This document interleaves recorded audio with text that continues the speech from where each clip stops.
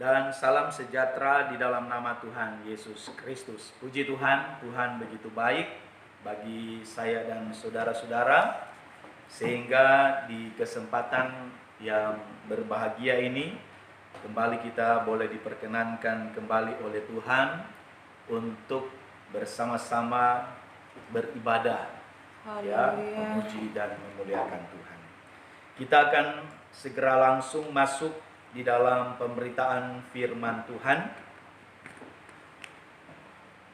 Yohanes pasal 15 ayatnya yang ke-7 dan ayatnya yang ke-8.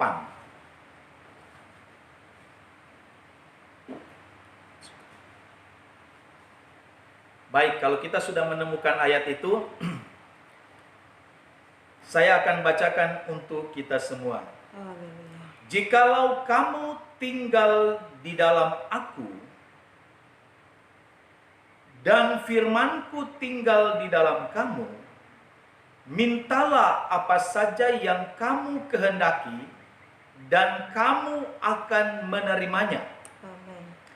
Dalam hal inilah Bapakku dipermuliakan, yaitu jika kamu berbuah banyak, dan dengan demikian kamu adalah murid-muridku.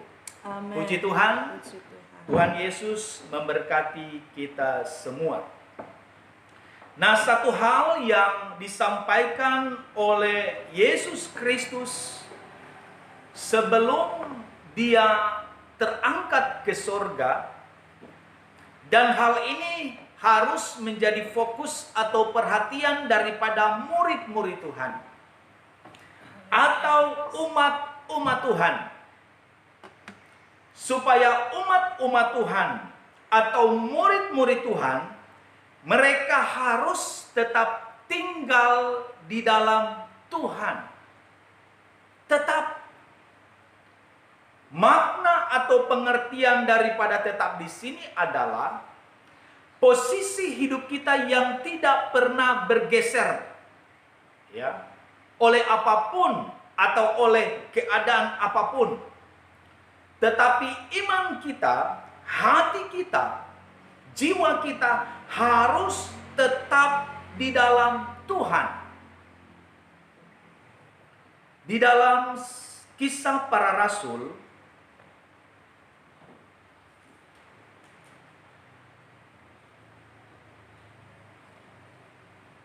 dalam Kisah Para Rasul pasal 1 ayatnya yang ke-12, kita juga akan melihat dan membaca, ini merupakan follow up daripada perintah Yesus supaya mereka tetap di dalam Kristus atau tetap di dalam Tuhan. Dan mereka mempraktekkannya. Setelah Yesus naik ke sorga, firman Allah mengatakan, maka kembalilah rasul-rasul itu ke Yerusalem dari bukit yang disebut Bukit Zaitun, yang hanya seperjalanan Sabat jauhnya dari Yerusalem. Setelah mereka tiba di kota, naiklah mereka ke ruang atas tempat mereka menumpang. Mereka itu ialah Petrus dan Yohanes, Yakobus dan Andreas, Filipus dan Thomas, Bartolomeus dan Matius, Yakobus bin Alfeus dan Simon orang Selot dan Yudas bin Yakobus. Ayat 14. Mereka semua bertekun dengan sehati dalam doa bersama-sama dengan beberapa perempuan serta Maria ibu Yesus dan dengan saudara-saudara Yesus. Mereka menerapkan apa yang disampaikan oleh Yesus, bahwa mereka harus tetap tinggal di dalam Kristus Yesus. Nah, firman Allah ini disampaikan sebelum Yesus terangkat atau Yesus naik ke surga. Oleh karena itu, murid-murid Tuhan ingat benar-benar atau ingat betul-betul apa yang disampaikan oleh Tuhan. Apa yang disampaikan oleh Yesus kepada mereka. Ya. Bahkan dalam Kisah Para Rasul pasal 1 ayat 6 berbicara tentang bagaimana Yesus naik ke sorga. Dan setelah Yesus naik ke sorga, mereka mengambil satu tindakan yang sangat luar biasa. Murid-murid Tuhan, mereka sehati, mereka sepikir, ya, mereka sejiwa, mereka kembali ke Yerusalem. Ya. Dan apa yang dikatakan oleh firman Tuhan, di Yerusalem mereka membuat satu persekutuan yang indah di dalam Tuhan. Ini yang disebutkan dengan apa yang dikatakan oleh Yesus, bahwa murid-murid Tuhan harus tetap tinggal di dalam Kristus. Yesus tidak ada lagi di bumi pada waktu itu, karena dia sudah terangkat ke surga. Oleh sebab itu, untuk meneguhkan perjalanan hidup mereka di bumi ini, di dunia ini, mereka perlu kesehatian. Mereka perlu kebersamaan. Ya, mereka perlu bergandengan tangan untuk menjalankan misi yang disampaikan oleh Yesus kepada mereka. Dan firman Allah berkata, mereka semua bertekun, ya. Mereka semua satu. Mereka semua bersekutu di dalam Tuhan. Tetap di dalam Tuhan, tidak pernah tercerai-berai. Ya. Tidak ada yang punya pikiran satupun, wah ini Yesus sudah tidak ada, aku harus kembali ke kampung, ya. Aku harus pergi ke kampung lain, atau aku harus kembali kepada pekerjaan dunia dan lain sebagainya. Tetapi prinsip yang Yesus ajarkan kepada mereka, mereka tanamkan di hati mereka. Ya. Mereka kembali ke rumah Tuhan. Yerusalem berbicara tentang rumah Tuhan atau rumah doa. Mereka kembali ke rumah Tuhan dan di sana mereka berfellowship. Di sana mereka membangun hubungan yang erat dengan Tuhan. Tujuannya apa, saudara-saudaraku? Tujuannya yang pertama-tama supaya iman mereka terus tetap kuat di dalam Tuhan. Amin. Ya. Karena bisa saja orang berpikir, Tuhan sudah tidak ada. Tuhan telah naik ke sorga. Bisa saja ada godaan, ada cobaan, ada tantangan yang silih berganti datang di dalam hidup mereka. Bisa saja mereka lemah. Oleh sebab itu mereka membutuhkan kekuatan yang daripada Tuhan. Dan kekuatan yang daripada Tuhan itu hanya dapat mereka peroleh pada waktu mereka bersekutu bersama-sama. Ya. Berdoa bersama-sama. Ya. Sepenanggungan. Ya. Merasakan beban bersama-sama. Memikul beban bersama-sama. Dan itulah cara yang dilakukan oleh gereja mula-mula. Itulah salah satu cara yang terbaik supaya mereka tetap eksis di dalam perjalanan mereka, di dalam iman mereka kepada Kristus Yesus. Ya. Kita kembali kepada apa yang disampaikan oleh Yesus kepada murid-murid Tuhan di dalam Yohanes pasalnya yang ke-15. Maksud daripada Yesus memerintahkan murid-muridnya supaya mereka tetap tinggal di dalam Tuhan, agar supaya di samping iman mereka kuat di dalam Tuhan, mereka juga akan memperoleh hal-hal yang luar biasa yang daripada Tuhan. Jadi tujuan daripada umat Tuhan, murid-murid Tuhan, tetap tinggal di dalam Tuhan.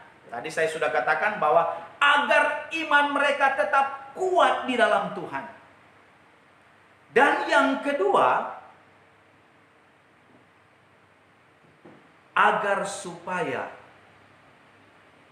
umat-umat Tuhan ini terus memperoleh kekuatan yang daripada Tuhan. Puji Tuhan. Di dalam Filipi pasalnya yang keempat,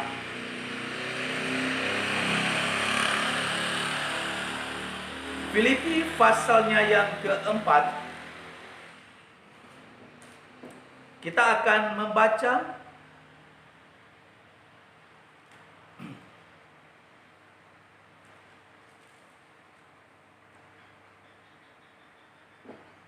ayatnya yang ke-12. Bunyinya begini. Aku tahu apa itu kekurangan dan aku tahu apa itu kelimpahan. Dalam segala hal dan dalam segala perkara tidak ada sesuatu yang merupakan rahasia bagiku. Baik dalam hal kenyang maupun dalam hal kelaparan, baik dalam hal kelimpahan maupun dalam hal kekurangan. 13. Segala perkara dapat kutanggung di dalam Dia. Ya, perhatikan, di dalam Dia yang memberi kekuatan kepadaku. Nah, ini maksud daripada Yesus. Supaya kamu, murid-murid Tuhan, atau umat-umat Tuhan, tetap di dalam Tuhan.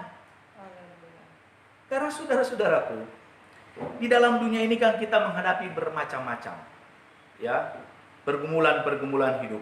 Rasul Paulus mengatakan, aku tahu, ya, apa itu kekurangan, aku tahu apa itu kelimpahan. Rasul Paulus berarti pernah mengalami kelimpahan. Rasul Paulus pernah mengalami juga yang namanya kekurangan, ya. Itu merupakan warna hidupnya, yang sebenarnya tujuan maksud daripada Allah untuk memurnikan imannya kepada Tuhan. Apakah dia tetap di dalam Tuhan atau tidak? Oleh sebab itu ayat 13 berkata bahwa segala perkara dapat kutanggung di dalam Dia. Ya. Jadi Rasul Paulus memahami betul, mengerti betul rahasia ini. Ya. Kalau dia tetap di dalam Kristus, dia tetap di dalam Tuhan, maka Tuhan sendiri yang akan memampukan dia. Amen. Untuk memikul segala beban hidup. Nah, kita juga demikian anak-anak Tuhan. Ya, kalau kita terus memposisikan hidup kita seperti ini, terus tetap tinggal di dalam Tuhan. Ya, bukan berarti tinggal dalam Tuhan lalu nggak ada persoalan, tidak ada masalah. Oh, pasti ada. Tetapi kalau kita terus tetap di dalam Tuhan, iman kita kepada Tuhan, kepercayaan, keyakinan kita kepada Tuhan, Alkitab berkata bahwa di dalam Dia kita mampu menanggung segala sesuatu. Mengapa demikian? Karena Dia atau Yesus Kristus, ya, yang selalu memberikan kekuatan kepada kita. Jadi orang yang tinggal di dalam Tuhan pasti Tuhan akan memberikan kekuatan. Amin. Ya. Orang yang tetap tinggal di dalam Yesus Kristus pasti diberi kekuatan oleh Tuhan. Tujuan daripada Yesus memberi kekuatan kepadanya untuk memampukan kita menjalani hidup kita, ya, memaksimalkan hidup kita, berbuat sesuatu yang luar biasa lebih lagi kepada Tuhan. Haleluya. Itu tujuan daripada Kristus Yesus memerintahkan kepada kita untuk supaya kita tetap tinggal di dalam Dia. Lalu yang ketiga, ya, mengapa kita harus tetap tinggal di dalam Tuhan? Ya, supaya kita terus diberikan kesabaran oleh Tuhan. Amen. Nah, di hari-hari ini kalau kita melihat banyak orang yang mulai kehilangan kesabaran, ya, tidak sabar lagi.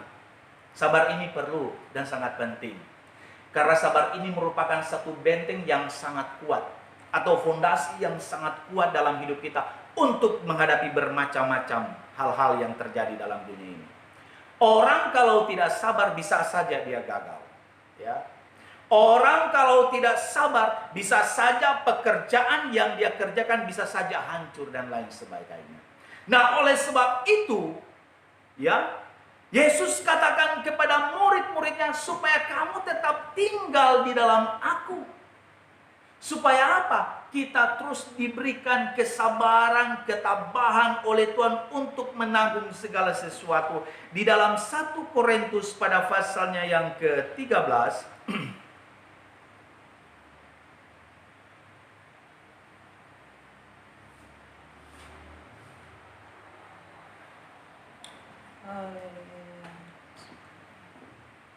ayat 6 berbunyi begini. Tetapi aku harap bahwa kamu tahu bahwa bukan kami yang tidak tahan uji. Perhatikan. Kami berdoa kepada Allah agar kamu jangan berbuat jahat, bukan supaya kami ternyata tahan uji, melainkan supaya kamu ini boleh berbuat apa yang baik, sekalipun kami sendiri tampak tidak tahan uji. 9. Karena kamu tidak dapat berbuat apa-apa melawan kebenaran, dan yang dapat kamu perbuat ialah untuk kebenaran. Sebab kami bersukacita apabila kamu lemah dan kamu kuat. Dan inilah yang kami doakan, yaitu supaya kamu menjadi sempurna dan seterusnya. Nah, saudara-saudara, di dalam pasalnya yang ke-13 ini merupakan nasihat-nasihat terakhir daripada Rasul Paulus.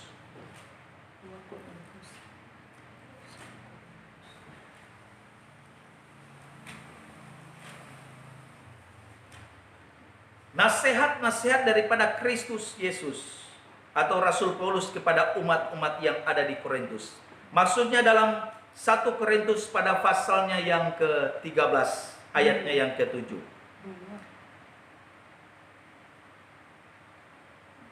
Ya. Ia menutupi segala sesuatu, percaya segala sesuatu, mengharapkan segala sesuatu, sabar menanggung segala sesuatu. Nah, saudara-saudara, kalau kita melihat dalam 1 Korintus pada pasal yang ke-13 ini berbicara tentang kasih.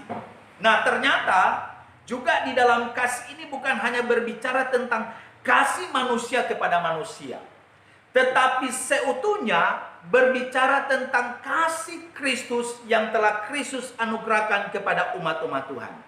Nah, kasih Kristus ini harus diterapkan atau diimplementasikan di dalam kehidupan kita. Salah satunya adalah berbicara tentang kesabaran. Jadi orang yang sabar adalah orang yang mampu menanggung segala sesuatu. Dan ini telah dibuktikan oleh Yesus. Yesus tetap sabar, sehingga dia mampu menanggung dosa umat manusia di atas Kalvari. Yesus sabar terhadap sesamanya. Ya, Yesus melakukan tugas pelayanannya dengan kesabaran dan lain sebagainya. Umat-umat Tuhan sebagai pengikut-pengikut daripada Kristus, untuk supaya kita mampu menanggung beban yang begitu berat, kita mohon, kita minta kepada Tuhan agar supaya Tuhan memberikan kesabaran di dalam setiap kehidupan kita. Sabar menanti janji daripada Tuhan. Saudara-saudara, kita tahu bersama-sama tentang Abraham itu.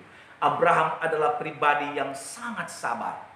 Dia sabar dan dia setia terhadap janji-janji daripada Tuhan. Ya, dia tidak pernah melalaikan perintah daripada Tuhan, melakukan perintah daripada Tuhan, sehingga kesabaran daripada Abraham inilah yang membuahkan satu hasil yang sangat luar biasa. Barangkali kita juga demikian, ya. Kita sedang menjalankan usaha kita sedang bekerja, melakukan segala sesuatu, perlu kesabaran, ya. Barangkali 1 tahun belum, 2 tahun belum, 3 tahun belum, tetap sabar dan tetap sabar. Ada saatnya, ada waktunya. Tuhan berkata, firman Allah berkata, bahwa Tuhan membuat segala sesuatu indah pada waktu. Amen. Jadi kalau sudah waktunya Tuhan, pasti kita harus imani bahwa Tuhan akan melakukannya di dalam setiap kehidupan kita semua. Dan yang terakhir, orang yang tetap tinggal di dalam Kristus Yesus, pasti kita akan memperoleh kesuksesan atau keberhasilan. Puji Tuhan. Kalau bicara berhasil, bicara sukses, ini merupakan idam-idaman bagi kita semua. Saya juga sebagai hamba Tuhan, saya juga sebagai seorang pendeta, ingin supaya pelayanan sukses, pelayanan berhasil. Umat-umat Tuhan saya percaya juga demikian. Rumah tangga sukses, rumah tangga berhasil, pekerjaan sukses, pekerjaan berhasil, usaha sukses, usaha berhasil. Anak-anak sukses dalam pendidikan, semuanya kita mau kita sukses. Pertanyaannya, untuk kita meraih kesuksesan, apakah kita sudah tetap tinggal di dalam Tuhan? Apakah benar-benar hidup kita tinggal di dalam Tuhan atau tidak? Oleh karena itu sekali lagi Yesus ingatkan kepada murid-murid Tuhan, kamu harus tinggal di dalam aku. Ya. Supaya apa saja yang kamu buat berhasil, apa saja yang kamu minta pasti akan diberikan. Ya. Apa saja yang diminta oleh setiap anak Tuhan. Haleluya. Ya, apa yang sedang kita gumulkan di hari-hari ini? Ya, apa yang sedang kita doakan di hari-hari ini? Kalau kita tetap di dalam Dia, kita tetap di dalam Kristus Yesus, maka Tuhan akan buat sukses kepada kita. Amin, jemaat Tuhan. Amin. Jemaat mau sukses? Amin. Haleluya. Jemaat mau berhasil? Amin. Tinggal di dalam Tuhan. Ayat terakhir di dalam Mazmur pasal 1 bunyinya begini. Ia seperti pohon, ayat 3, yang ditanam di tepi aliran air, yang menghasilkan buahnya pada musimnya, dan yang tidak layu daunnya, apa saja yang diperbuatnya berhasil. Amin. Tangan saudara yang sedang mengerjakan sesuatu, doakan itu. Amin. Pasti berhasil. Amin. Amin. Tangan saudara nih, ya, sedang bekerja, doakan. Oh Tuhan, saya mau usaha ini dengan tangan ini nih, mengerjakan, doakan supaya berhasil. Karena firman Allah berkata bahwa apa saja yang kita buat akan dibuat Tuhan berhasil. Ya. Tapi jangan lupa ayat 2 berkata bahwa kesukaan kita ialah harus Taurat Tuhan, adalah Taurat Tuhan. Sama dengan kata Yesus kepada murid-muridnya, supaya murid-murid Tuhan tetap tinggal di dalam Kristus. Sama juga dengan ini. Yang kesukaan kita itu ialah Taurat Tuhan, dan yang merenungkan Taurat itu siang dan malam. Merenungkan dan melakukan Taurat Tuhan itu siang dan malam. Melakukan perintah Tuhan. Ya, di dalam Yohanes pasal 15 ayat 7 tadi, melakukan perintah Tuhan juga. Melakukan sabda Tuhan. Nah, kalau kita melakukan sabda Tuhan, perintah Tuhan, puji Tuhan. Saya sebagai gembala, sebagai hamba Tuhan, berdoa juga supaya apa yang dibuat oleh anak-anak Tuhan dengan tangan ini, ya, doakan supaya kita tetap berhasil di dalam. Amin. Puji Tuhan. Tuhan Yesus memberkati kita semua.